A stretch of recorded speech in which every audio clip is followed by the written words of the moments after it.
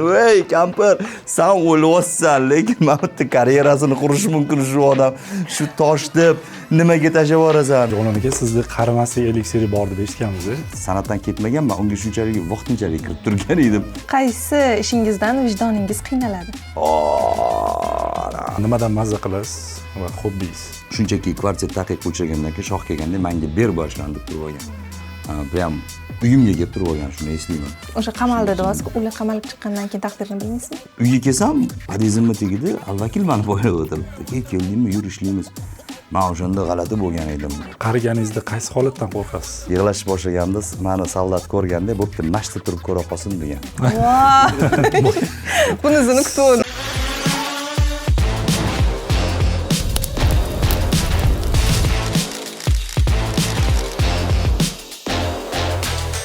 Musiqasiz film urushdan to'xtagan yurakka o'xshaydi degan edi rejissyor Steven Spielberg. Assalomu alaykum kinosfera muxlislari. Bugungi mehmonimiz Mr. Joker nomi bilan tanilgan Texnobloger, musiqachi va hamda prodyuser bo'lib sizga tanilgan Javlon Asadullayev. Xush kelibsiz. Assalomu alaykum, xushvaqt bo'linglar. Rahmat taklif uchun avvalambor.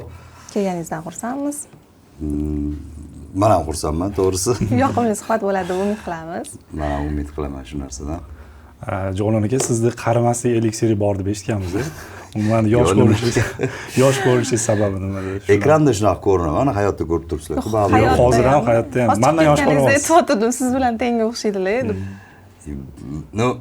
Endi bilmadim, bu yerda eliksir yo'q, lekin hayot tarzi bo'lsa kerak. Endi ko'p berishdi shu savolni, lekin men unaqa deb hisoblamayman. Baribir ham odam o'zini yoshiga, men o'zim yoshimga ko'rinaman deb hisoblayman. Bu shunchaki boshqa odamlar balki yoshiga katta ko'rinar.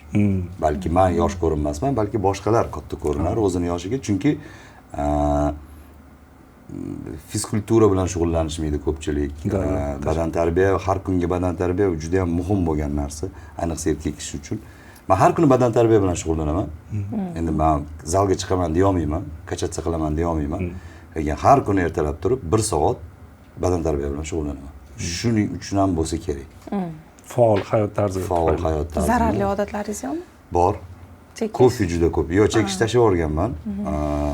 Alhamdulillah deb aytaman bu narsani. Sigaret chekish tashlab o'rganman va unga ham ancha bo'lgan.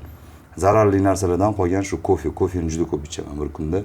3 ta 4 ta ichaman. Mana shunaqa. Americano achchig'idan tag'in. Mana shu zararli odatim bor. To'g'ri. Shu.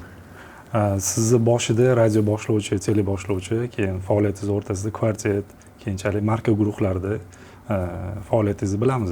Undan keyin shu san'atdan ketish sababi nima bo'lganini ayta olasizmi? Xo'p. Men bir narsani tushunib qolganman. Bu narsani kech tushunganman. Afsuski, san'atkor bilan ijodkorning farqini. Ya'ni san'atkor istagan odam bo'lishi mumkin ekan, uning uchun ijodkor bo'lish shart emas ekan. Shu narsani tushunib qolganman va bizda yurtimizda aksariyat san'atkorlar ijodkor emasligini ham tushunib qolganman. Men oldin o'ylardimki, san'atkormi u ichida baribir ham ijodga qanaqadir anaqasi bor deb o'ylardim. Shunaqa bo'lsa kerak har bitta san'atkor deb o'ylardim. Yo'q, unaqa emas ekan. Endi men o'zimning faoliyatimga keladigan bo'lsam, men yoshligimdan, bolaligimdan ijod bilan shug'ullanib kelganman. Respublika o'rta maxsus san'at maktab, litsey, internatida prям qolib o'qiganman. O'sha internat o'zida tasviriy san'at yo'nalishida rasm chizish qo'limdan keladi. Bundan tashqari yana o'sha yerda musiqaga juda ham qiziqib ketib qolganman va demoqchimanki, men kichkinaligimdan ijodkor bo'lganman. Ijod bilan shug'ullanib kelganman va radioga kelganimda ham men o'tga radio boshlovchi sifatida emas, ovoz rejissyori sifatida ishga kelganman va ovoz rejissyori sifatida faoliyatimni yuritayotganda, endi yosh bo'lganmiz, 18 yashar bo'lganman-da o'sha paytda. Yosh bo'lganmiz, qiziqib ko'rganmiz radioga chiqib ko'rishga, mikrofonning oldida qanaqa his-tuyg'u o'tadi odamdan. Shu narsaga qiziqib ko'rganman. Bundan tashqari istagan ovoz rejissyori bormi, muzikant bormi, istagan ijodkoringizni oling, u yoshligida ashula aytib ko'rgan bo'ladi. Va biz ham qanaqadir ashula aytib ko'rganmiz. Demoqchimanki, meni qaytanga sahnaga chiqib ashula aytganim bu qo'shimcha faoliyatim. Ya'ni bu hobbi. Qo'pol qilib aytadigan bo'lsak, meni asosiy kasbim bu musiqa yaratish, ovoz bilan ishlash, aranjirovka qilish, ovoz rejissurasi va hokazo va hokazo. Mana shu yo'nalish orqali men radioga kelganman. Lekin aksariyat insonlar meni radio boshlovchi yoki bo'lmasa xonanda deb qabul qiladi. Yo'q, men 20 yildan ortiq tajribasiga ega ovoz rejissyori, bastakor, sound maker deydi, hozirgi zamonaviy beat maker deydi. Shunaqa insonman o'zi aslida. Undan keyin qo'shiq aytish yoki bo'lmasa radio boshlovchilik qilish, umuman boshlovchilik qilish degan tushunchalar mana shu kasbimning atrofida sodir bo'lgan. Lekin eng asosiy haligi bir endi ota kasb deb bo'lmaydi, otam bu ish bilan shug'ullanmaganlar, lekin hali ko'z ochib ko'rgan kasbim bu ovoz rejissyorligi aslida o'zi. Ya'ni sizni savolingizga javob beradigan bo'lsam, nimaga san'atdan ketgansiz? San'atdan ketmaganman, unga shunchalik vaqtinchalik kirib turgan edim san'atkor sifatida, lekin ijoddan hali ketilmagan. Sahnani orqasida juda ham katta faoliyatlarimizni yuritib kelamiz hozirgi kunda ham. O'z oilangizda bormi ijodkorlik? Yo'q. Faqat siz. Yo'q, oilamizda yo'q. Shunaqa bo'lib qolgan, hattoki qarindoshlarimizning ham orasida yo'q. Bilmayman, shunaqa bo'lib qolgan. Bizda oilamizda otam, endi qarang, otam joylar jannatda bo'lsin, juda ham meloman odam bo'lganlar. Qo'shiq eshitishni juda ham yaxshi ko'rgan. Uyimizda plastinkalardan tortib, kaseta, o'sha yaxshi magnitofon, yaxshi video magnitofon, hatto sovet paytida ham bo'lgan, menga aytishardi, uyda borligini hech kimga aytmagin deb. Shunaqa zamonlarda yashaganmiz-da, shunaqa davrlarda yashaganmiz. Ya'ni otamni mana shunaqa bir texnikaga, ijodga ko'proq balki qiziqishlari ko'p bo'lganligi uchun, bundan tashqari onam pedagogika yo'nalishida bo'lganlar va mana shu simbioz menimcha oxir-oqibat meni qanaqadir ijodkor inson bo'lib dunyoga kelishimga sababchi bo'lgan bo'lsa kerak. Ovozingiz mana shu tonichi, toniga sozlaganmisiz o'zingiz? Vokalda yoki o'zi shunaqa tug'ma shunaqa? Yo'q, bu sozlangan ovoz, albatta. Поставленный голос deydi. Shunaqa bu sozlangan ovoz. Bunaqa bo'lmagan ovozim hozir. Понятно. Keyin Mr. Joker taxallusi bilan mashhur bo'lgansiz. Yana shunga qaytamiz. Lekin eshitishimiz bo'yicha bu nomdan ketibsiz. Ya'ni bundan voz kechibsiz Mr. Jokerlikdan. Sababi quloqlarimizga chalindi. Muxlislarimizga ham bu haqida ma'lumot bersangiz. Demak, men voz kechganim yo'q, men shunchaki o'zimni ism familiyamni ko'proq oldinga chiqarishga harakat qilmoqchiman. Nimagaki? Chunki avvalambor o'sha yoshligimizda taxallus qo'yib, birinchi navbatda men ovoz rejissyori bo'lishdan oldin bir 16-17 yashar paytimda DJ bo'lganman-da. DJlik faoliyatidan boshlaganman. O'sha DJlik paytida DJ nimadir bo'lishingiz kerak bo'lgan-ku, o'sha paytlarda DJ Joker bo'lganman-da. Boshqa menga o'sha paytda kallamga kelmagan, bu 2000-2001-yillarni hozir aytyapman. Shunchaki DJ Joker bo'lganman va radioga kelganimda Mr. Joker bo'lganman. Keyin menga ko'pchilik, ayniqsa onam ko'p gapirardilar, bunaqa taxalluslarni qo'y, o'zingni isming bilan chiq. Men aytardim, siz tushunmaysiz, bu tam nickname'lar, bu stilistskiy ismlar, yo'q. Aytardilar, bu isming o'zingniki emas, bu taxallus, bu o'zingni isming, o'zingga tegishli bo'lgan nomni ko'proq tashqariga olib chiqqin deb onam maslahat berganlarida tushunmasdim shu. Va qanaqadir taqiqlardan keyin, qanaqadir bir tushunarsiz bir nimalardan keyin haqiqatdan ham o'zimni ismimni ko'proq oldinga chiqarishim kerak ekan degan ishonch hosil qilganimdan keyin o'zimda aynan o'zimni ismimga ko'proq hozir Joker deysiz, xafa ham bo'lmayman yoki bir anaqa ham qilmayman, chunki o'zim qo'ygan taxallus, bundan xafa bo'lishga haqqim yo'q. Shu tushunarli. Lekin o'sha Jokerni taxallusini olishingizga sabab menimcha o'sha kinosini baribir yaxshi ko'rib ko'rganingizdan bo'lgan. Personaj sizga yaqinmi? Personaj yaqin desam ham bo'ladi-yu, lekin bu yerda yana bitta katta narsa bor. Michael Jackson ijodiga juda ham qiziqaman, juda ham qattiq qiziqaman. Oldin tom ketib qolib eshitardim, ko'rardim. Hozir endi 40 dan oshib ozgina o'zimni bosib olganman. Demoqchimanki, hozir ko'proq jiddiyroq, ya'ni o'sha fan klubini tashkillashtirish, konsertlarni o'tkazish bilan shug'ullanaman ko'proq. Ana shu Michael Jacksonning ham taxallusi Joker bo'lgan. Yoshligida. Mana shu narsa ko'proq mana Joker deb o'zimga taxallus qo'yish. Ko'proq men Joker personaji bu yerda ishtirok etmagan demoqchi emasman, lekin ko'proq Michael Jacksonning bolaligidagi taxallusi Joker bo'lganligi menga ko'proq turtki bo'lgan shu taxallus qo'yishga. Michael Jackson degan joyingizda aytib ketay, ana Lunay Paxotkani qanchada o'rgangansiz? Men eslamayman, kichkinaligimda shunday o'rganib ketganman. Bu men uchun qiyin bo'lmagan. Ko'rdim, mana ijtimoiy tarmoqlarda o'sha fan klub Tashkent City'larda konsert berilar ekan. U hozirgacha ham bormi faoliyat? Bor, har yil beramiz. Mana o'tgan yil 4-marta o'tkazdik. Toshkent City'da 4-marta, lekin 2012-yildan beri fan klubimiz mavjud va oxirgi 7 yilcha, 8 yilcha konsert beramiz har yil. 10 yil bo'lmagan bo'lsa agar. Oxirgi 7-8 yil beramiz konsert har yil. O'zini tug'ilgan kunida 29-avgust kuni. Endi shu joyda bitta savol kelib qoldi. Men o'sha Michael Jacksonning konsertida bo'lganmiz, hech. O'zini konsertidami? Men Michael Jacksonning o'zini konsertida bo'lmaganman, lekin 97-yil Moskvaga kelganda, Krasnaya ploshadga kelganda, meni onam o'sha paytda yo'l yurardilar Moskvaga как раз yig'ilab turib olganman, boring deb, konsertga tushaman deb. Endi u paytda sharoitimiz Michael Jacksonning konsertiga pul to'lab tushadigan sharoitda bo'lmaganmiz. Krasnaya ploshadga borganmiz, lekin Krasnaya ploshadga borganmiz. Juda ham odam ko'p bo'lgan, uzoqdan bizani kirgizishmagan, o'tda o'zbek bo'lganligimiz uchun, lekin men uzoqdan Michael Jacksonni o'zini ko'rganman. Kirgini ko'rgan ekansiz, hisob. 97-yil. Shu yerda uzoqda turib Krasnaya ploshadda, endi bizani kirgizishmagan, soldatlar turgan bo'lgan. Shunda yig'lashni boshlaganman. Yig'lashni boshlaganimda meni soldat ko'rganda, bo'pti, mashta turib ko'ra qolsin degan. Onam aytganlar, biz O'zbekistondan keldik, shuni ko'rgani deganimizda, shu yerda yig'lashni boshlaganman-da, keyin mashta tursin, bo'lmasa shu ichkariga kirgizmayman, mashta turib ko'rsin deganda. Shu uzoqda Michael Jackson kelib mashinaning ustiga chiqqanini ko'rganman.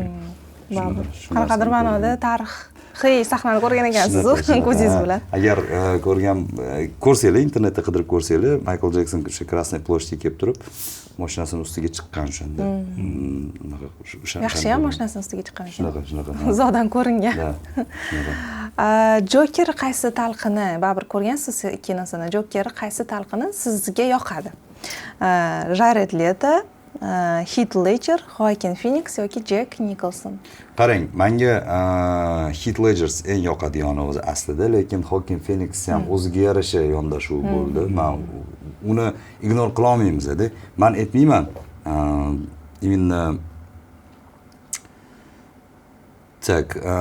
именно Joaquin Phoenix eng zo'ri deya olmayman bu yerda. Chunki haqiqatdan ham yo'q, baribirga ham Joaquin Phoenix eng zo'ri deya olmayman. Все-таки buni o'sha ikkinchi qismini ko'rgandan keyin yo'q, bu yerda gap mahoratda, bu yerda gap mahoratda aynan. Heath Ledger shakllanib bo'lgan Joker ijro qilib berganda, Joaquin Phoenix shakllanayotgan Joker ijro qilib bergan. Bu yerda har xil narsa, ikki xil zadacha bu yerda. Shuning uchun biza Joaquin Phoenixni shakllanib bo'lgan Jokerni ko'rishimiz kerak edi. Heath Ledger'ni shakllanayotgan Jokerni ko'rsak, bunda solishtirsak bo'ladi. Shuning uchun menimcha Joaquin Phoenix o'zini vazifasi bilan zo'r amalga oshirdi. Xuddi shunday Heath Ledger ham. Bevosita kinolar mavzusiga o'tdik. Siz ko'rishni tavsiya qiladigan top 3 ta film? Men nauchniy fantastikani ko'proq yaxshi ko'raman. Shuning uchun bilmadim, nauchniy fantastika hozir hammaga to'g'ri kelmasligi mumkin, lekin tavsiya berishim kerak bo'lsa agar, albatta ko'rish kerak bo'lsa, endi Interstellar siqas chiqib ketdi, menimcha hamma tavsiya berib bo'ldi, anaqa qilib bo'ldi, lekin tavsiya beraman agar ko'rishmagan bo'lsa. Lekin Interstellardagi haligi dopamin olib mazza qilaman deydigan bo'lsangiz, unda Прибытие degan kinoni ko'rmagan bo'lsangiz, ko'ringlar, обязательно. Men uni Interstellar bilan bitta darajaga demayman, lekin bitta papkaga solib qo'ygan bo'lardim shu kinolarni, chunki Villeneuve kinosi juda ham og'ir kino. Villeneuvening kinolari yengil bo'lmagan hech qachon. Juda ham og'ir kino va meni oxirsida haligi men yaxshi ko'raman kinoni oxirsida daladna deyishlari-da. Mana shunaqa kino oxirsida haqiqatdan ham nauchniy fantastika kino inoplantyanlar haqida sразу qo'rqitmasdan chu bir narsalar, bunaqa narsalar emas, o'ta juda ham jiddiy qilib olingan. Men o'zga sayyoraliklar haqida ko'rgan eng jiddiy kinoim shu bo'ldi. Kino unaqani bachkan emas-da, unaqani shupilsali odamlar chiqib kelib bir-birini o'ldirib tashlaydi, unaqa emas-da. O'ta muloqot haqida. Ya'ni yerliklar bilan o'zga sayyoraliklarni bir-birini tilini topish haqida film. Juda ham jiddiy film. Agar o'rtada oyna bo'ladi, qiz boradi, kanereykani qo'yib qo'yishadi, yaxshi kino. O'zbekcha nomi Tashrif adashmasam. Shunaqami? Shunaqa bo'lsa kerak. Bilan shu kinoni tavsiya bergan bo'lardim agar nauchniy fantastika ko'raman desanglar, ko'ramiz desanglar. Bundan tashqari yana endi meni kinolarim bilmadim, ozgina man haligi bir spetsifический vkusga ega bo'lgan odamman-da, hammaga to'g'ri kelmasligi ham Sizni mumkin-da. vkusizdagi top 3 kinoni so'raymiz. Demak. Endi men har xil janrda anaqa qilishga harakat qilaman. Bo'lmasa hozir faqat naучный fantastikani aytgan bo'lardim.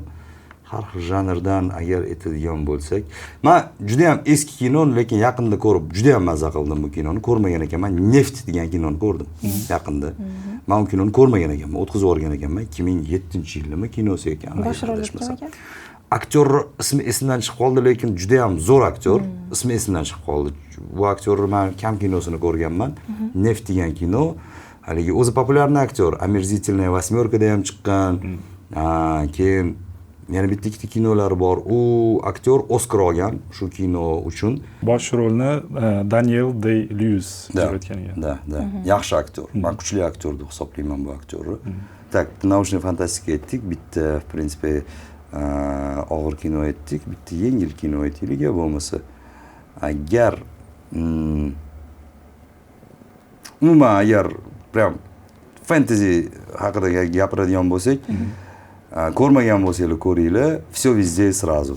Вот mana shu kino вот siz ko'rganmisiz? Ko'rmaganmisiz? Все везде сразу bu kino ham Oskar oldi. Kinoda menga yoqqan tomoni kino 3 soat. Juda ham yengil kino. Juda ham yengil. Shu kino, ha. Yo'q, hali ko'rmadim. Agar ko'rmagan bo'lsanglar ko'ringlar. Men bu kino haqida umuman boshqacha fikrda edim va yana bir marta kerak bo'lsa ko'rib berishga tayyorman bu kinoni. Bu kinoni ham biroz kechroq ko'rdim. Tavsiya berishganligidan keyin, bir 2 yildan keyin shunaqa ko'rdim, lekin ko'rib men oxirgi marta mana misol uchun Neft ko'rib o'tirib og'ir bosib haligi bir kino ko'rib, haligi dardga sho'ng'igan bo'lsam, все везде сразу ko'rib shunchaki kayfiyatim ko'tarilib, shunchaki kulib, birinchidan komediya bor kinoda, ikkinchidan action, uchinchidan drama ham bor, oilani bir-biriga bo'lgan munosabati. Draka bor, ya'ni jangari anaqasi bor. Grafikalarni umuman anaqa qilib tashashgan.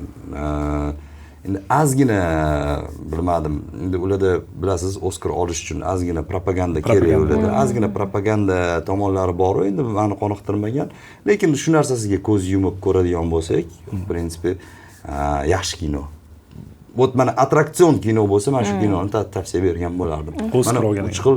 3 xil bir-biridan mutlaq har xil bo'lgan janrdagi filmlar. Ayol ham, kстати, bu kinoni ko'rishingizdan oldin bitta narsa aytib ketishim kerak. Bu film o'zi bosh rolda Jeki Changa yozilgan ekan. O'xshamayapti turishidan. Lekin Jeki Chan rozi bo'lmagan ekan bu filmda chiqishga, chunki Jeki Channi bilsanglar, farzandi bor. O'g'illi, qizim. Standart anaqaga ega bo'lgan. Bu filmda shu narsaga ozgina namyoq bo'lganligi uchun rozi bo'lmagan ekan shu narsaga va Jeki Channing o'rniga shu ayolimizdan ham ismi esimdan chiqib qoldi. Shu Jet Li bilan ko'p chiqadigan ayol. Mana shu ayol chiqqan. Michel shunaqa va shu ayolni turmush o'rtog'i sifatida Jeki Changa o'xshaydigan odamni topishgan. Prям o'xshaydi bu. Bilmadim. Tashqi ko'rinishi juda ham o'xshaydi. Bu juda ham o'xshatishgan, juda ham zo'r deb hisoblayman. Yaxshi topishgan. To есть kino ko'rgan Jeki Channi yoshartirishganmi deb ko'rdimda, keyin bilsam, bu yerda Jeki Chan haqida katta metafora bor ekan. Kino o'zi ssenariy Jeki Changa yozilgan ekan. O'zi o'sha farzandi Jeki Channi eng nozik joyida, nuqtasi, hech ham qabul qila olmaydi uni, menimcha. Jalol aka, sizni o'sha kinolarda, aktyor sifatida kinolarda o'ynaganingizni ham bilamiz, lekin ko'p chiqmagansiz. Umuman kinodan ketganingizni sababi nima? Yaxshi takliflar bo'lmaganmi yo o'zingiz chiqqingiz kelmaganmi? Yo'q, kinoda ham xuddi boyidagi holat. Men kinoga hattoki kirib ham kelmagan edim, kirishga ulgurmagan edim. Men o'zimni yaxshi aktyor deb hisoblamayman baribirga ham. Lekin sitkomlaringiz bo'lgan. Bilmadim, endi men baribirga ham o'zimni yaxshi ijrochi deb hisoblamayman. Men yaxshi avtor bo'lishim mumkin, nimadir o'ylab topib berishim mumkin, nimadir yaratib berishim mumkin, lekin uni ijrosiga keladigan bo'lsak, mani plankam balandroq qabul qilish bu masala bo'yicha. Men vokal sifatida o'zimni vokalimni tan olmayman, undan yuqori vokalni tan olaman. Aktyorlik mahorati bo'yicha ham aynan o'zimnikini yetarli deb hisoblamayman baribirga. Orqa fonda bo'lishi yaxshi ko'rar ekansiz-da, menimcha. Yo'q, men ko'proq buni orqa fonda deydimi yoki bo'lmasa, men ko'proq shu avtorlik stolida o'tirishni yaxshi ko'raman. Boshqarishni yaxshi ko'raman. Shunaqa. Men kichkinaligimda ham kino ko'rsam, agar bironta bir kinoni ketidan u kino haqidagi kino bo'lsa maza qilardim. Ya'ni menga protsess, jarayon ko'proq yoqadi.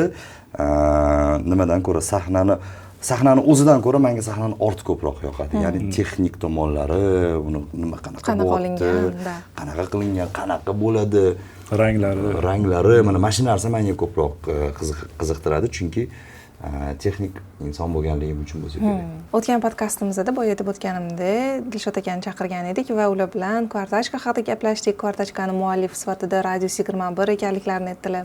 G'oya muallif sifatida. Endi sizga savol, Radio 21 deganda sizni xayolingizga yarq etib keladigan voqea, ular bilan birga ishtirok etgan. Bormi shunaqasi? Radio 21 rahmatli Shahzod G'ulomov bilan biz juda yaqin edik.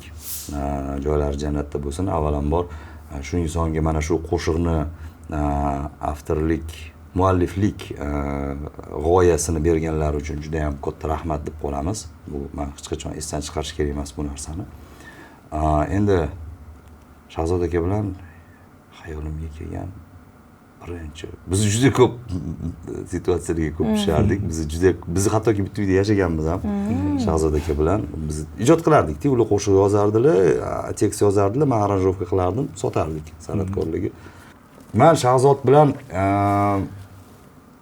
esimda qolib ketgan oxirgi uchrashuvim, menimcha shuni aytsam, mana shu narsa juda ham ko'p eslayman va juda ham ko'p endi ochiqchasiga aytiraman, o'sha paytda Shahzod vafot etishidan 3 kunchami oldin bizni Qoraqalpog'istonga gastrolga borishimiz kerak bo'lib qoldi-da. Biz u paytda marka guruhi sifatida ijod qilardik. Men, Dilshod, yana kimdirlar ko'p bor, Ziyoda, Oybekning bor, kimdirlar bor edi. Hammamiz Qoraqalpog'istonga bordik, konsert o'tkazdik, konsertdan keyin chiqib banket bo'lyapti. Banketda o'tirib, endi qo'pol bo'lsa ham aytaman, Shahzod kelamiz, ichdik. Ichib, o'tirib, gaplashib o'tiribmiz-da. O'sha yerda endi biz hozir aytdim-ku, bundan oldin ishlaganmiz, oldi berdimiz bor edi. Bir narsalar ashulalar qilardik, kimlargadir sotardik. Xullas, oldi berdimiz bor edi, bir-birimizdan o'rtamizda. Va biz ichib olib, mana shu oldi berdimizga bir-birimizdan rozilik so'rashni boshladik-da. Bir-birimizga bo'ldimi, siz rozimisiz mana o'shanga? Siz ham rozimisiz? Bo'ldi, biz rashyotmiz, bo'ldi. Bir-birimizga qarzimiz yo'q deb bir-birimizdan rozilik so'raganmiz edi. Va Toshkentga birga qaytib kelganmiz. 2-3 kundan keyin Shahzod aka vafot etganlar. Mana shu narsa meni esimda juda ham qolib ketgan. Xuddi oldindan rejalashtirgandek, xuddi bir anaqa qilgandek, biz nimagadir bir-birimizdan rozilik so'rashni boshlaganmiz. Mast holatda, to'g'ri. Bu anaqa nima edi? Endi hozir o'zimdan o'zim bu narsani aytib bersam, bu voqeani bilgan odamlar nimaga mast bo'lganingni aytmading deyishi mumkin. Shuning uchun birovning ensasi qotmasligi uchun yoki bo'lmasa o'zim qanaqadir bir aylantirib o'zimdan farishta yasab olmaslik uchun biz mast holatda bo'lganmiz. Mast holatda bo'lsak ham bir-birimizdan rozilik so'rashni boshlaganmiz. Nimagadir o'zimizdan o'zimiz. Bu hech kim bizga buni eslatmagan ham, boshqa ham qilmagan. Biz shunchaki o'tirib rozisiz, bo'ldi, bir-birimiz bilan rozimiz degandan keyin ozgina vaqtdan keyin mana shu xabar eshitganimda g'alati bo'lib qolganman, to'g'risini aytsam. Mana shu narsa men ko'p eslab turaman. Shahzod aka bilan, ular bizdan yoshlari katta edi. Rahmatli, yaxshi inson edilar. Men u inson haqida yomonlik gapira olmayman. Men hattoki havas qiladigan tomonlarim ham ko'p bo'lgan u insonga. Ijodkor sifatida demoqchiman. Bir narsani aytib o'tish joiz. Qofiyani hozirgi kungacha Shahzod G'ulomovdek hech kim qila olmaydi O'zbekistonda. Qofiya olib kelish bo'yicha, improvizatsiya, joyiga olib kelish bo'yicha u insondan kuchli. Badiiy so'zlar ishlatish bo'yicha ham, hozir reperlarni ko'ramiz, badiiy so'zdan ko'ra o'sha oddiy ko'cha so'zlari yoki ruscha, inglizcha bilan aralashtirib, o'sha she'rlarni yozishadi bundoq olib qaragan. Ularning she'rlarini ko'rsak, juda badiiy so'zlar bor-da. Hayron qolamiz. Bo'lmasa, haligi ko'chadan chiqqan odam shu bo'lmasa anaqa emas demaydi. Men u insonni ko'tarilib ketishdan oldin ham tanirdim-da. Biz tanirdik, radioga kelardilar, ko'p anaqa qilardilar. Xullas, eslashga arzigulik inson. Yana bir marta joylari jannatda bo'lsin, yaxshi inson edilar. Yana bitta guruhni eslab o'tsak shu joyda, Al-Vakil guruhini bilamiz va o'sha guruhni muxlisi bo'lgansiz va duet etganingizni ham bilamiz. Alvakil haqida har xil o'sha keyingi taqdiri haqida har xil gaplar yuradi. Umuman siz ularni keyingi taqdiridan xabaringiz bormi? Shu Muzaffar akaga nima bo'lgan? Muloqotdamisiz yoki? Muloqotda bo'lganmisiz yoki hozir ham muloqotdamisiz? Shu haqida batafsil aytib bersangiz. Taxminan 2006-yillar oxiri 7-yillarning boshlarida Muzaffar akam olamdan o'tgan edilar. Lekin men shu katta fanat bo'lganligim uchun, kichkinaligimdan Alvakil guruhini katta fanati bo'lganligim uchun o'sha niyatim bo'lgan. Duet etaman shu. Darvoqe Alvakil bilan ham meni Radio 21 rahmatli tanishtirib qo'yganlar. Juda ham xohlaganman, so'raganman, iltimos tanishtirib qo'ying deganman, oxir tanishtirib qo'yganlar. Shu Muzaffar aka bilan men qolgan o'tdan ikkitasi qamalgan, ikkitasi qamalgan bo'lsa, Muzaffar aka qamalmaganlar, asosiy solist. Mana shu odam qamalmagandan keyin shu odam bilan birinchidan u odam ijod qilgan, juda ham ko'p ijod qilgan. Shohruh reperga juda ham ko'p ashula yozib berganlar, Shahriyorga ham ko'p ashula yozib berganlar. O'zi Shohruh reperga Radio 21 qaysi ashulani yozganini bilmayman, lekin Shahriyorga ham Shahriyorga demoqchiman, Shahriyorga ham Shohruhga ham Bobur Umarov rahmatli, qani hozir uchaloviga ham rahmatli bo'lib ketdi. Bobur Umarov rahmatli, Shahzod G'ulomov rahmatli va Muzaffar Oxunjonov rahmatli o'sha Alvakil gruppasining solisti yozib berishardi ko'pchilik. Ko'p qo'shiqlarni men aytmayman, ularni o'zi yozmagan hech qaysi ashulasini deb. Ular ham o'zligiga ashula yozishgan, lekin aksariyat hit bo'lgan ashulalarni shu insonlar yozib bergan. Misol uchun bolaligim bu adashmasam, hozir yana adashmay qo'ya qolay, aytmay qo'ya qolay. O'sha qamaldi dedingiz, ular qamalib chiqqandan keyin taqdirini bilmaysizmi? Ular qamalib chiqqandan keyin hozir Rossiyada yashashadi. Ular ancha-muncha o'tirib chiqishdi adashmasam. Endi men ham eshitgan gaplarimni gapiryapman, men ham bilmayman. Aniqini bilmayman. Ular hozir Rossiyada yashashligini aniq bilaman. Danis bilan Arsen bu insonlar. Muzaffar aka bo'lsa, o'sha qamalmaganlar, lekin ancha-muncha qo'shiqlar yozib yurdilar. Agar e'tibor bersanglar, Shohruh reperni jiyani bor, Sarvar degan bola bo'lardi. ABV faqat meniki degan ashulada o'sha yerda o'zlari ham chiqqan Muzaffar akani. Shu kepka kiyib olib ABV deb aytilgan. Anaqada mana shu inson shunaqa ijod qilib yurgan paytlarda taxminan men tanishganman-da va biz qanaqadir duet qilganmiz, boshqa qilganmiz, lekin u inson ichi shundoq to'kilib bo'lgani bilinib turardi, lekin shundoq ichi to'kilib bo'lgan, u shunchaki bugungi kuni bilan yashab yuribdi, shunchaki ijod deganda faqatgina pul ishlash xayoliga kelib qolgan. Mana shunaqa ahvolda versiyada ko'rgansiz. Mana shunaqa versiyada ko'rganman va men u insonni katta fanati bo'lganligim uchun o'tirib 3 yilcha birga ishlab, nimadirlar qilib, biz ashulalar qilib qilganmiz. Meni uyimga ham kelganlar. Bu meni eng nima desam ekan, hayolimga tushimda ham ko'rmaydigan narsalarimdan bittasi bo'lgan. Bir kun uyimga kelsam, pod'ezdimning tagida Alvakil kutib o'tiribdi menida. Men endi uyda kompyuterda bir narsalar qilib ishlab o'tirardim. Sotuvli telefonlari yo'q edi. Endi u paytda hammada ham bo'lmagan, lekin u insonda nimagadir yo'q edi sotuvli telefon.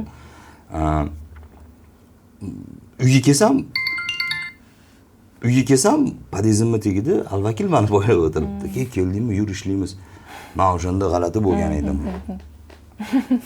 Shu себе deb qo'ygan edim, o'zimga o'zim. Tushimga ham kirmagan. Tushimga ham kirmagan narsalar bo'lgan. Men chunki o'sha o'tirib ishlagan xonamizda Alvakilni eshitib katta bo'lganman-da. O'sha xonada endi hozir u inson bilan ishlab o'tiribman. Bu ajoyib his-tuyg'u bo'lar ekan bunaqa narsalar. Biz ham o'ylamadik.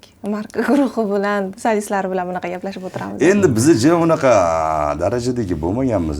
Meni masalan sizlarni markaz guruhini sevgili mashulasi meni ringtonimda turardi-da, kichkinalik paytimda shu darajada. Rahmat. Endi приятно qanaqa. Ijod qilingan, ijod bo'lgan. Bilasizmi nimaga yaxshi chiqqan? To'y uchun qilinmagan-da ular. Ijod uchun qilingan. Haligi to'yda pul olib kelsin, odamlar o'ynasin deb qilinmagan-da. ijod mana o'zi hech qaysi qo'shiqlar unaqa o'ynaydigan shunaqa bizlar qo'shiqlarimiz hammasi ko'proq kommersiyaga emas, ko'proq shu san'atga emas, ijodga ko'proq yo'naltirilgan qo'shiqlar. Shunaqa 2024-yilda men siz bu yoqqa kelishingizdan oldin qarab chiqdim, hammasini izlandim. 2024-yilda yangi kvartetda YouTube Telegramini ochib, qaytadan to'rqa sifatidagi kliplarni joylab, original va remix ashulalarni yoqqa yuklagansiz. O'sha payti men kvartet qaytyaptimikan degan o'y xayollar o'tdi, lekin unaqa bo'lmadi. Yo'q, kvartet qaytmasdi. Mana shunchaki qarang, biza ko'p taqiqqa uchraganligimiz uchun bizning albomimiz chiqmaganda, bironta bir kvartetda palon albomi degan tushunchasi bo'lmagan. Shuning uchun meni bu yerimda qolib ketgan edi bu narsa. Taqiqqa uchirib yurganmiz. Keyin mana shu 24-yil, bundoq qarasam 20 yil bo'lar ekan gruppamiz tashkil etganiga. Shuning uchun shu 24-yil 20 yil bo'lganiga bag'ishlab menda qolib ketgan-ku hamma ashulalar, originallari bor, yaxshi sifatda bor hammasi. Mana shularning hammasini joylab qo'yishga qaror qildim. Ya'ni Spotify, Yandex.Music, Apple Music.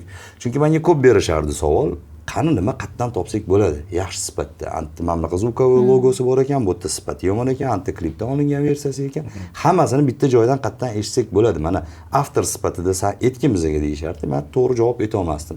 Shuning uchun mana shu narsani qilib qo'yishga qaror qildim. Oxir-oqibat mana YouTube'da hamma qo'shiqlarimiz bor, bitta kanalda, o'zimizning kanalimizda. Также Spotify, также Apple Music, также Yandex.Music. И buning uchun Rizanovga kattakon rahmat. Ko'pchilik san'atkorlarning arxivida o'sha xalqqa taqdim etilmagan san'at namunalari bo'ladi. Sizlarda ham shunaqa qolib ketganmi, kvartetdagi markaz? Juda ko'p.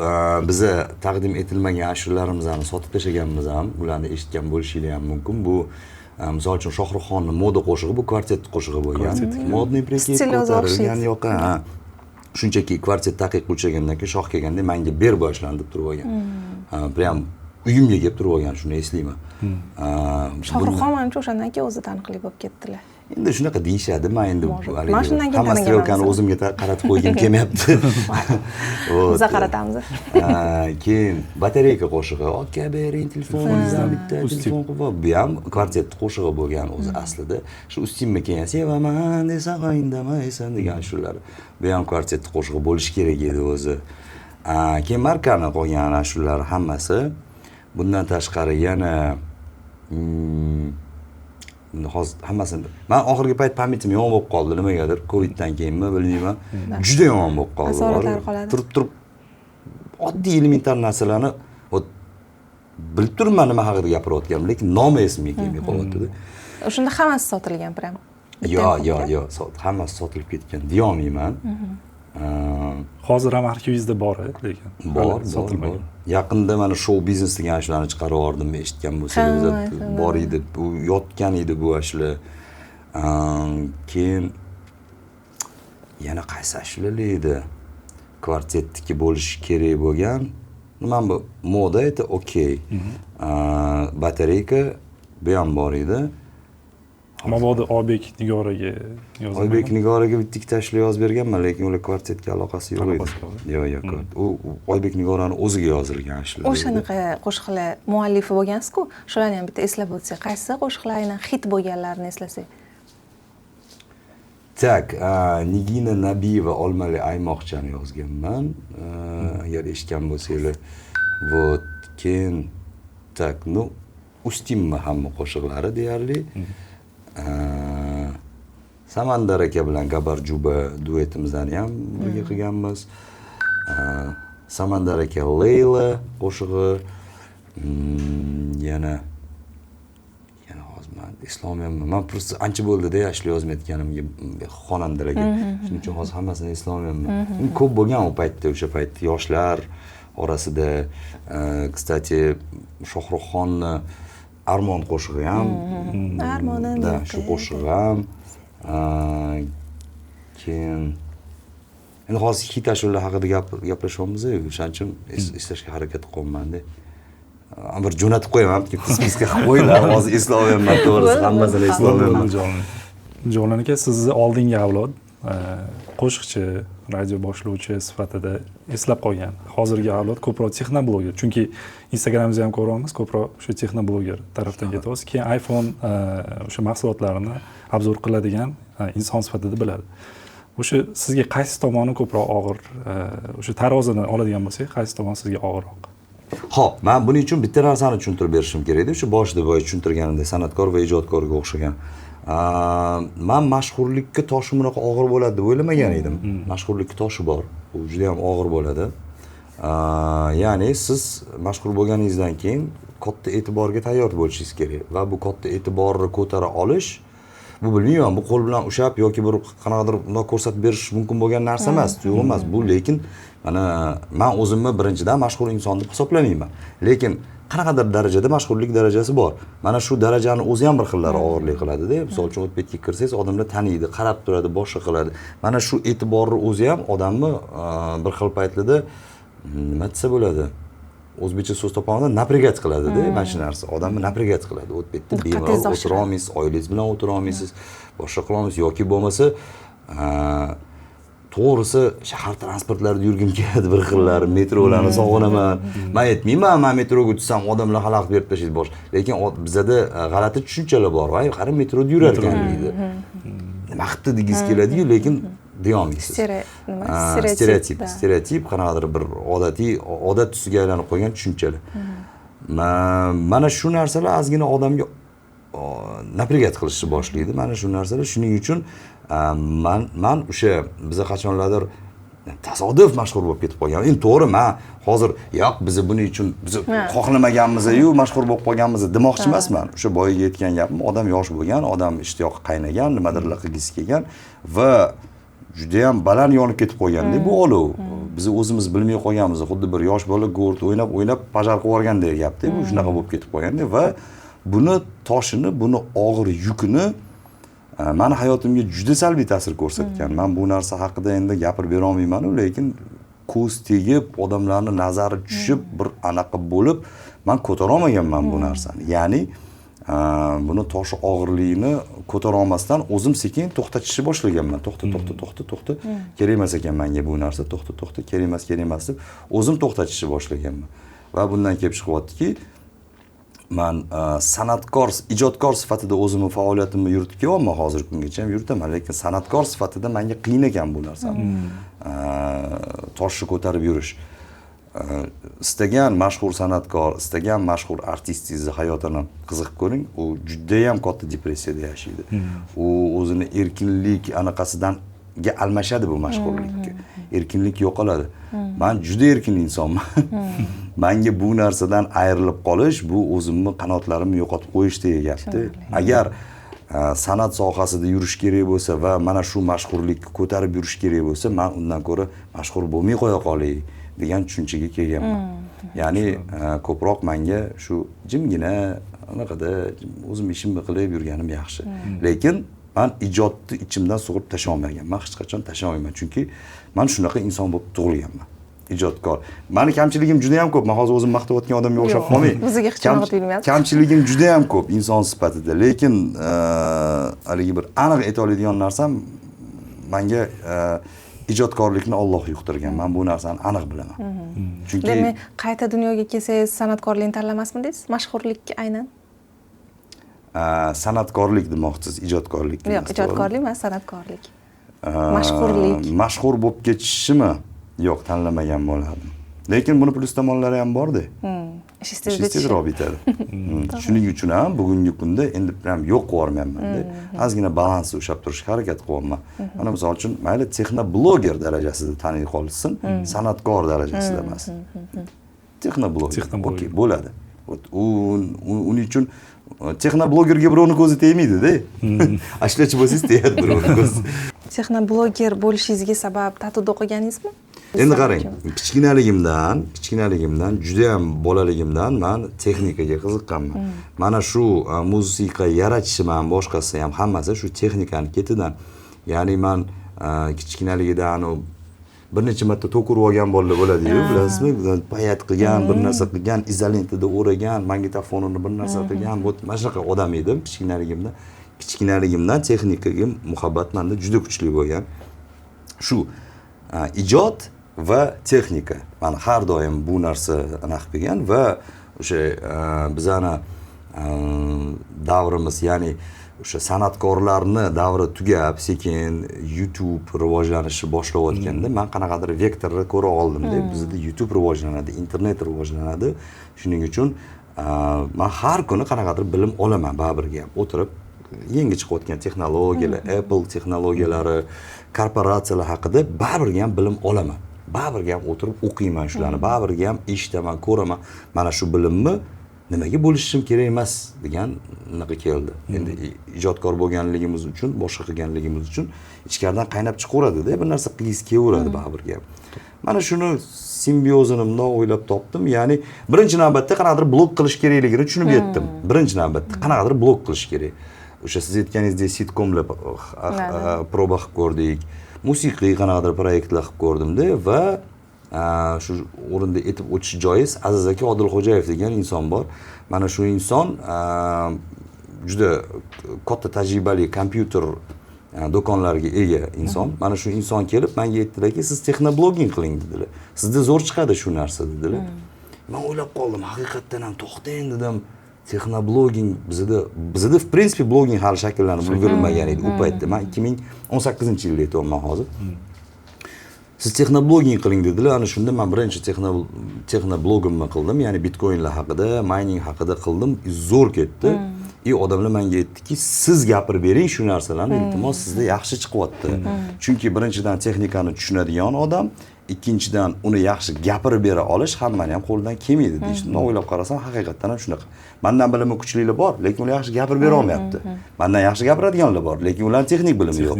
Va shuning uchun mana shu simbioz to'g'ri kelganligi uchun texnoblogging qiling deb menga Aziz aka Odilxo'jayev degan inson aytdilar va qo'llab-quvvatlashni boshladilar. Ya'ni shunaqa texnikalar olib kelib berdilar. Mana sizga bunaqa, mana sizga bunaqa, mana siz bilan bu odam bilan tanishtirib qo'yaman deb borib MacBro bilan tanishtirib qo'ydilar. Ya'ni men MacBro bilan ishlashimga Aziz aka sababchi bo'ldilar. Keyin APG bilan tanishtirib qo'ydilar. APG brendi bilan ular bilan ham ishladik, boshqa qildik. Va shu o'rinda bitta reklama hozir shu o'rinda men bugungi kunga kelib o'zimni do'konimni oxiri shakllantirdim. Va do'konim aynan o'zimga o'xshagan professional insonlar, ijod yo'nalishida ketadigan professional insonlar uchun mo'ljallangan do'kon oxir-oqibat o'zimnikini ochdim. Va unga bir oy ham bo'lmadi, bir oy ham bo'lmadi do'konga. Shu podkastimizga taklif qilganimizda shu do'konni ochyotgandim. Biroz kechroq, 11:11da ochildi. Biroz kechroq kelaman deb aytdim shunda. Hozir ochilish bilan yuribman, ozgina kallamga sig'maydi deb aytdim darvoqeda. Hamma tomosha qilayotgan insonlarni shu do'konimizga taklif qilamiz. Bizda professional yondashuv. Agar siz o'zingizni professional insonni biladigan bo'lsangiz, bizga kelsangiz adashmaysiz. Boshqa qilib olsangiz adashib qolishingiz mumkin. Endi birozgina qizishib olamiz siz bilan. Bizani doim mehmonlarimizga surpriz o'yinlarimiz bo'ladi. Shu shartga yetib keldik. Kinosfera podkastida o'sha kino yo'nalishida ko'proq shartlar bo'ladi. Endi birinchi shartimiz sizga frazalar beriladi va undan qaysi filmligini topishingiz kerak. Qaysi filmda ishtirok etgan frazalar. Demak boshladik. Siz o'shami? Voy, o'zbekcha kinolarmi? Har xili bor. Aha, siz o'shami endi o'tgan kunlar. Men qaytaman. Bu chet el filmi, lekin tarjima qilib aytyapsiz. To'g'rimi? Bu Terminator. Aqchalaringizni omonat kassalarda saqlang, agar u sizda bo'lsa. Ivan Vasilyevich o'z kasbini o'zgartiradi. 10 ta qo'y nima bo'ladi? Mahallada duduga. Biz ot emasmiz. Biz ot emasmiz? Мы не лошади. Мы не лошади. Bilmadim lekin. Mana shu yil 3-sezoni chiqdi. Yaqin kunlarda juda ham trenddagi. Anaqami? Игра в кальмарami? Oxirida aytadigan gapi. 3-sezon ko'rmadingizmi? Yo'q, birinchi sezonni ito hype bo'lganligi uchun ko'rdim. No, okey dedim. Sizni tipingiz emas. Yo'q, menga unaqa kinolar to'g'risini yoqmas ekan. Ko'rdim, okey dedim, bo'ldi. Yog'ini ko'rmadim. Ikkinchi sezon chiqqanda, deyishdi, men o'zingni bosdingiz. Men siz dedim, men siz ko'ravering dedim. Hattoki 3-sezoni chiqdi, men xabarim yo'q, qarang. Da. Propaganda bor edi lekin. Men uchaman. Men uchaman. Qatta edi, anaqa. Abdullajon. Da. bir dengizchidan ahvol qalay deb so'rashgan edi, yomon emas, lekin cho'kyapmiz degan ekan. Anaqami? Karib dengiz qaroqchilaridanmidi? O'zbek. Ha, o'zbekmi? Yo'q. Mashhur Ko'rgansiz serial. buni lekin. Serial? Serial. Mashhur o'zbek eski seriallar. Shaytanatmi? Ha, Shunaqa joyi bormi? shunaqa. Keyingisi yaralangan qush hamon uchmoqda. Nahotki O'zbekcha kino. buni bitta topasiz bo'lib. Yo'q, men o'zbekcha kinolar kamroq ko'rganman. Lekin qolganlarini topdingiz. Endi u слишком крутой фраза. Biz o'sha bilan katta bo'lganmiz. Endi siz bilmadim biz. Sizlar uchun eski bo'lishi mumkin. Ular ham 4 ta bo'lgan lekin. O'sha O'sha qanaqa taxmin. ulfatlarmi? Yo'q, yo'q. Shunga yaqinroq, lekin yoshroq paytda.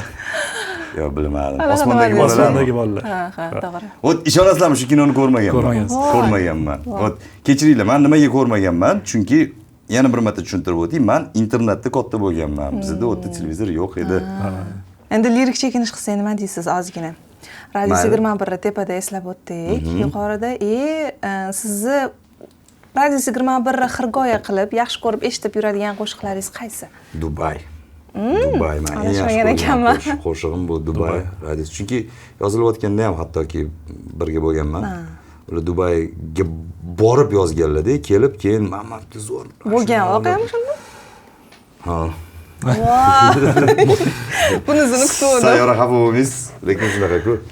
Siz Shahzodni yaxshi bilardingiz, u baribirga ham, to'g'rimi? Tushunarli. Sayyora degan ayollari bor, Radio 21. Ular prям men Shahzod akani bilaman, yonlarida Sayyora bo'lgan.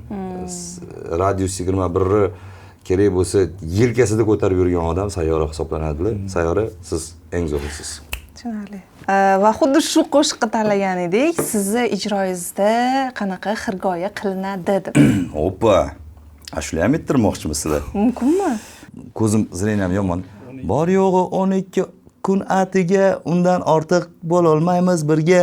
Sevgim armon endi bir umrga, qarab to'yman men moviy ko'zlaringga. Dubay, Dubay, Dubay, Dubay.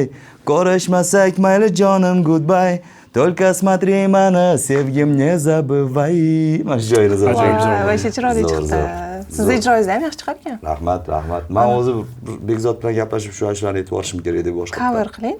Ukalari bor, Bekzod G'ulomov, bilasizmi? Bilaman. Shu inson bilan bitta gaplashib, cover qilib kerak shu. Xuddi o'zlariga o'xshaydi ko'rinishlari. O'ziga o'xshaydi, Shahzodda o'ziga o'xshaydi. U bola ko'proq video mahsulotlar tayyorlash bilan shug'ullanadi. Bu joyini qirqib, narezka qilib Instagramga chiqarib yuboramiz. Bo'ldi gap. Rozi bo'lasiz. Endi sizni biz Marvel yaxshi ko'radigan inson sifatida ko'ruvdik-da kelishingizdan Hop, mayli, mayli. Shuning uchun sizga kim millioner bo'lmoqchi ko'rsatuviga o'xshab test Mayli, mayli. o'tkazmoqchi edik siz bilan. Mayli. Demak, nima? Diqqat savol. Diqqat. Temir odamning filmdagi ismi. Tony Stark. Voy, nima unaqa qilasiz? Men hali variant o'qimadim-ku. Uzr, kechirasiz. Kechirasiz. Variant o'qib. Mayli. Yo, vaqtingizni ekonom qiling. Mayli, keyingisiga o'tamiz. Torning o'sha Tor yashaydigan planetani nomi nima? Asgard. Bo'lmas ekan bu. Okey. Ko'rmasangiz ham topib olasiz. Hop. Oson savol beryapsizlar. Osonmi biz? Men aytdim qiyin tursilikda. Men keyingisini bering. Mayli. Tanisning qo'lqopida nechta tosh bor? 4 ta, 5 ta, 6 ta, 7 ta. 5 ta. Va bittasini Fusion'ni peshonasidan olgan. Shunda nechta? Visionmidi? Fusion. Fusion edi, adashmasam. Yo, Vision. Vision. 5 ta. Shu bilan 5 ta. Doktor Strange'kicha. Уже adashdim, уже men. To'g'risi. Pas. Уже men demay bilmas ekanman, 5 ta deb hisobladim umumiy. 6 ta ekan. Men ham kecha rasmga qarab aniqlab oldik. Mana bu joylarda bor, yana o'rtada. Demay bilmas ekanman. Rosomaqaning filmdagi ismi nima? A javob Logan, B javob Leo, C javob Loki va D javob Leonardo. Logan. Torning bolg'asining nomi nima? A. Mjolnir, B. Stormbreaker, C. Gungnir, D. Leviathan. Uni nomi bormidi? Bor ekan. Nomi bor ekan. Torning bolg'asining Yana bir nomi. marta variantlarni. A. Mjolnir, Mjolnir, Stormbreaker, Stormbreaker. Gungnir va Leviathan. Ya'ni Stormbreaker bo'la qolsin. как бы ma'nosi o'xshayotgani uchun. To'g'ri deb o'ylaysizmi, o'ylab ko'rasizmi? Hech o'ylagandan foyda yo'q, chunki bilmayman to'g'ri javobni. Zaldan olmaysiz yo'q. Shunchaki tavakkal qilyapman. Adashdingiz, afsuski, Mjolnir edi. Mjolnir. Ajoyib. Endi bilib oldim. Endi yana qizimiz, boya kutgan sizni daqiqalaringiz yetib keldi desak ham bo'ladi. Blitz savol-javob. Bilasizmi? Ular ham Marvel haqida emasmi? Yo'q, bu endi boshqacha. Tez savol beramiz, tez javob berasiz. Bo'ladi. Qaysi ovqatni qilishni bilasiz? Istagan ovqatni, lekin o'xshamaydi. Hayotda o'zingizda nimalardan cheklaysiz? Haddan oshib ketishdan, istagan masalada haddan oshib ketishdan, muvozanatni yo'qotib qo'yishdan. Boshqalarga berib o'zingiz amal qilmaydigan maslahat. Voqli yotish. Sizni bitta so'z bilan ta'riflash mumkin bo'lsa, u qaysi so'z bo'lardi? Texnik ijodkor. Texnik ijodkor. Nimadan qo'rqasiz? Hayotda hech qanaqa iz qoldirmasdan o'tib ketishdan. Bolaligingizda 40 yoshli Javlonni qanday tasavvur qilardingiz? Xuddi shunaqa, ishonasizmi? Xuddi shunaqa. Men hattoki hozir 80 yoshligimni ham tasavvur qila olaman. O'zimni. Qaysi ishingizdan vijdoningiz qiynaladi? Ya'ni hayotda qilib qo'ygan qaysidir xatoyimdanmi yoki qaysidir tanlagan yo'limdanmi? Xatoyingizdan. Kichkinagina xatoyimdan voqli uylangan. Necha yoshda? 20. Juda ham voqli uylanganman. Endi buni afsuslanmaydigan tomonlari ham bor. Farzandlarim katta bo'lgan, lekin juda ham ko'p narsa pastga qarab ketgan. Necha yoshdagi Javlon Asadullayev ideal edi? Yo, endi ideal menimcha bo'lmaydi hech kim hech qaysi yoshda. Xo'p, aytaylik 18. Uylanishdan oldinmi? Uylanishdan oldin hali hayotda o'nqir-cho'nqirini ko'rmasdan turib, hayotga faqatgina yaxshi nigoh bilan qaraydigan Javlon Asadullayev men uchun ideal bo'lgan. Chunki hozir bironta bir inson bilan gaplashayotganimda uni yomon tarafini ham o'ylab ko'raman-da. Oldin unaqa emas edi. Hayotingiz kino bo'lsa, janri qanaqa bo'lardi? Naучная fantastika. Hozir 80 yoshga yetdingiz-ku, qariganingizda qaysi holatdan qo'rqasiz? Yaxshi eshitmay qolishdan. Chunki sluh qaragandan keyin o'tiradigan narsa-yu, o'sha visokiy частотаlarni, yuqori частотаlarni yaxshi eshitmay qolishdan qo'rqaman. O'zingizni qaysi rolga mos tushaman deb o'ylaysiz? Umuman dunyo bo'yichami? Salbiy rollarga mos tushaman. Aynan qaysi? Aytaylik, yo'q, bo'ladi-yu, ana misol uchun. Anti-qahramon? Prям eng asosiy anti-qahramon emas, anti-qahramondan bitta oldin bo'ladigan anti-qahramonlar bo'ladi, ya'ni o'tirib hakmat qilib bir narsalarni anaqa o'tirib, shunaqalarga zo'r tushsam kerak deb o'ylayman.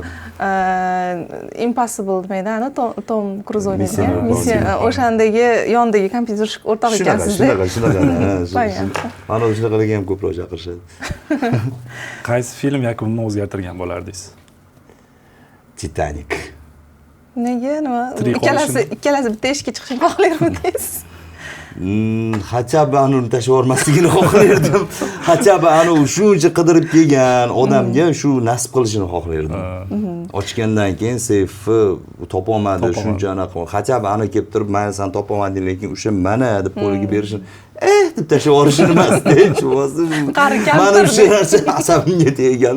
"Ey, kampir, sen o'lyapsan, lekin mana bu yerda karyerasini qurish mumkin shu odam. Shu toshni nimaga tashlab yuborasan?" Men tushunaman uni tam Jek bilan o'zini munosabatlari bo'lgan, lekin u bir haftaligina tanish edi-ku, nimaga u? Sizni yig'latgan film?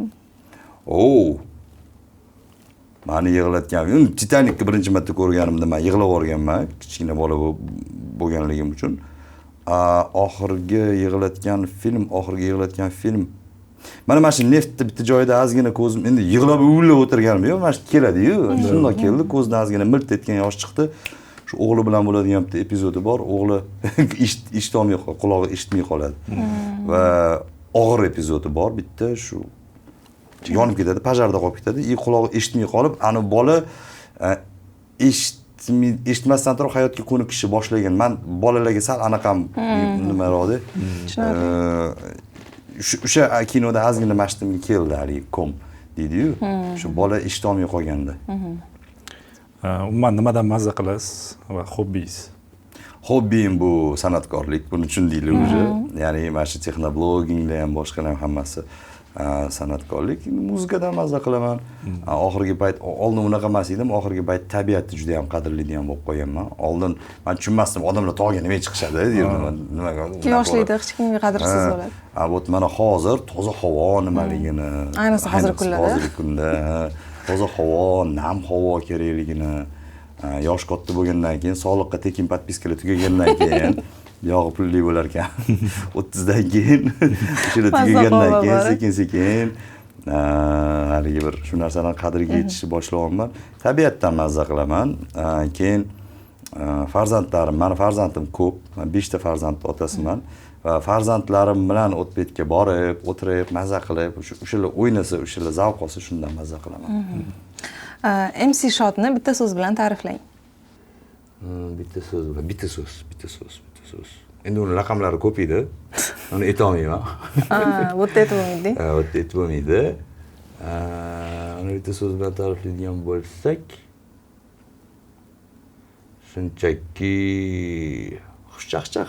Sizni podkastda anaqaga o'xshatganlar, nimadan u 4 ta toshbaqadagi Donatelloga o'xshatganlar sizni. Kompyuterda ishlaydigan. Endi oxirgi savolimiz, bugun oxirgi kuningiz bo'lsa, uni qanday o'tkazgan bo'lardingiz? Oila davrasida albatta. Oila davrasida. Javob. Nima bo'lishidan qat'iy nazar. Oila davrasida onamni tizzalariga boshimni qo'yib, o'zi onam yoqtirmaydilar shunaqa anaqa qilishimni-yu, barbar ayaqqi bor. Men bilmayman, men haligi bir onamning orqalaridan yomon gapirmoqchi emasman-ku. Onajonim, men sizni yaxshi ko'rib, nimagadir erkalashni yoqtirmaydi. Kichkinaligimizdan erkalamaganlar. Toshkentlik bo'lib turib, internetga o'qishga berib yuborganlar. Onam juda ham anaqa odamlar, nima edi, qattiq qo'l odamlar bo'ladi-yu. Shunaqa odamlar. Subordinatsiya kuchli bo'lgan mana. Ha, shunaqa va agar oxirgi kunim bo'lsa, onam meni erkalab o'tirishlarini xohlagan bo'lardim. Tizzalariga boshimni qo'yib, shu meni erkalashlarini xohlagan bo'lardim. Chunki men bu narsaga kichkinaligimdan juda muhtoj bo'lganman. O'sha maktabda o'qiyotgan paytimda ham eng bolaga ota-ona mehri kerak bo'layotgan paytda men internetda o'qiganman. Bir haftada bir marta uyga kelib, boshqa men shikoyat qilmoqchi emasman. Men aslo shikoyat qilmayman. Hammasi yaxshiki, men o'sha maktabda o'qib turib bugungi kunda san'atkor bo'lib yetishdim. Bu narsani menga bir necha marta tushuntirishgan. Sen yoki ko'chada 90-yil bo'lgan-ku, 92-yil maktabga chiqqanman, yoki ko'chada daddalang chiqib ketish mumkin edi, hammaga qo'shilib, hamma o'rtoqlaringga o'xshab o'shalar qilayotgan ish qilishing mumkin edi yoki san'at yo'lida ketishing mumkin edi. Biz san'at yo'lida ketishingni xohladik va o'sha maktabga berib yubordik. Bu yoqqa kelib ko'chada sandirib olmasliging uchun deyishgan. Va bu juda ham to'g'ri argument bo'lgan men uchun. Lekin bola bo'lib baribir menda mamatimda shu narsa qolib keyin katta bo'lib tushunganman. Ota-onam в принципе unaqa odam emas ekan. U men san'atkorman, ijodkorman, menda his-tuyg'ular kuchli va men shunaqa aniq qilganman, lekin ular menga mehrligi boshqacha bo'lgan, ular boshqacharoq bo'lgan. Necha yoshda kirgansiz internetga? 1-sinfdanmi? 1-sinfda. Prям 1-sinfdan prям yotib qolib, bir haftada bir marta uyga kelib o'qiganman. Вот и men afsuslanmayman bu narsadan. Lekin shu o'zini anaqalari qolib ketgan bitta-ikkita. Ana shu agar oxirgi kunim nima bo'lishini xohlasam, onamni qo'ynilariga kirib erkalanib yashagim kelgan bo'lardi. Tushunarli. Yana bitta shart, endi siz buni bajarishga ko'ndiramizmi yo o'zingiz xohlaysizmi? Bilsangiz, internetda filmlardan kichkina kadri mem bo'lib chiqib ketadi. Kuzatishingiz kerak. O'shalarni sizga ko'rsatamiz, siz ularni o'xshatib berishingiz kerak o'sha kadrni.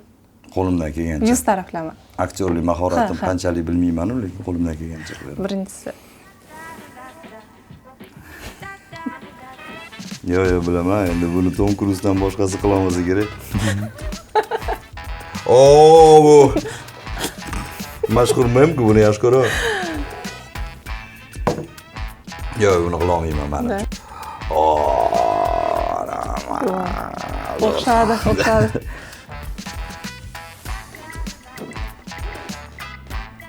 Mashhur. Tugadi shu bilan. Rahmat. To'g'risini aytaman, va shu dinamikaga boy, boshida sokinroq boshladik, keyin kirishib ketdik, oxiriga borib suhbat tugashini ham xohlamadim, to'g'risi.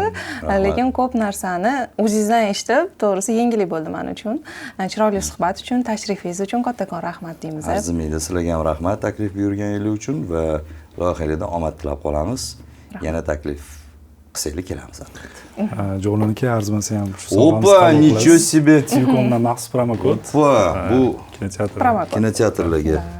Ichida yuzlab telekanallarni, filmlarni, ruscha, o'zbekcha talqinda multfilmlarni topishingiz mumkin. Zo'r, albatta. Men albatta buni unpacking qilaman. Unpacking qilishni bilaman chunki. Shunaqa sizlarga rahmat kattakon. Неожиданно, конечно, очень приятно deydi. Kelasi yil sizga omadli kelsin. Texnika bozoringiz yurib ketsin. Rahmat. Hech ham chang o'tirib qolmasin, tez-tez sotilsin. Rahmat. Dasturimizda mehmon bo'lganingiz uchun yana bir bor rahmat. Oxirgi so'zingiz? Oxirgi so'zim nima deyishim mumkin? Bu dunyoda faqatgina yaxshi inson bo'lib yashaylik, shunda hammasi yaxshi bo'ladi. Men Sarvar Karimov do'stim zo'r gap aytadi. Yoshlikda bitta so'z nima degan bo'lardingiz? Mana shu gapni men ham aytgan bo'lardim. Не будь mudakом deydi-yu. Bo'ldi, o'sha mudak bo'lmasangiz hamma narsa o'xshaydi bu dunyoda. Yaxshi inson bo'lsangiz, yomon inson bo'lmasangiz, ishlaringiz ham yaxshi bo'ladi, odamlar ham sizni hurmat qiladi, uyingizda ham hamma sizni qadrlaydi. Prosta yaxshi inson bo'linglar, bo'ldi. To'g'ri inson bo'linglar, halol yashanglar, hammasi yaxshi bo'ladi. Unaqa qil, unaqa qilma, bir kunda 3 marta unaqa qil, 4 marta unaqa qilma. Prosta yaxshi odam bo'linglar, bo'ldi. Hammasi yaxshi. Yomon odam bo'lsanglar, yomon hayot kechirasizlar, yaxshi odam bo'lsanglar, yaxshi hayot kechirasizlar. Bo'ldi. Bu qiyin arifmetika emas. Javon Asadullayevdan xayrlashuv so'zi edi bu. Kelasi yil ko'rishguncha xayr.